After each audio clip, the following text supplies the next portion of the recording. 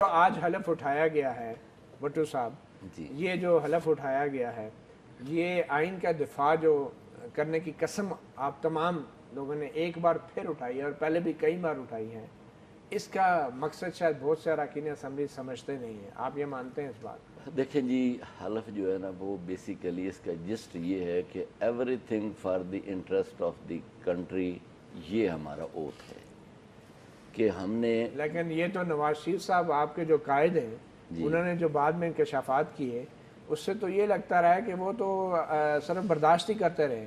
ان سے تو ان کے متحد جو ہیں وہ استعفے مانگتے رہے، انہوں نے کچھ نہیں کیا. اس کا مطلب ہے انہوں نے بھی آئین کا بر وقت دفاع نہیں کیا، نہیں دیکھیں کوئی کارروائی نہیں کی ان کے خلاف. دیکھیں آئین کے وہ بھی اپنا ٹائم گزارتے رہے یہ حلف اٹھانے کے باوجود. آئین سے اگر کوئی بالا تر کوئی چیز ہے تو وہ آپ کا ملک ہے، اور ملک کے آئین سے بالا تر ہے اگر ملک کا انٹرسٹ جو ہے اس میں آئین کو معطل کیا جا سکتا ہے. اس میں یہ سمجھتا ہوں کہ اگر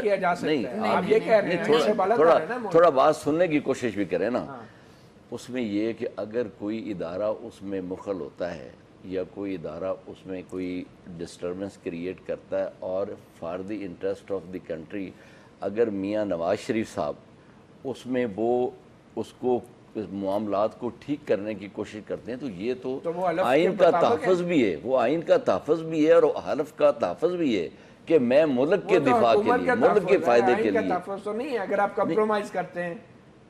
نہیں ملک کا، اور یہ دیکھیں نا، یہ آپ حلف نامہ پڑھیں نا، اس میں یہی لکھا ہوا ہے نا کہ میں ملک کے لیے جو کچھ بھی اس کے انٹرسٹ میں ہوگا میں اس کے خلاف نہیں جاؤں گا.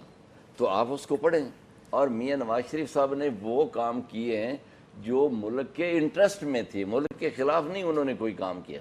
اس میں اگر میاں صاحب پہ الزام نہیں ہے، کاش کہ وہ اس بات کو میں سمجھتی ہوں کہ اس حلف میں بہت سی ایسی باتیں جسے سمجھنا چاہیے بینگ اے پارلیمنٹرین. جب وہ ادا کر رہا ہوتا ہے اللہ کے ناموں کے نیچے اللہ کو حاضر ناظر جان کے وہ یہ کہہ رہا ہوتا ہے کہ ہم اس ملک کی سالمیت، اس کے آئین کا دفاع ہم کریں گے، یہ ساری چیزیں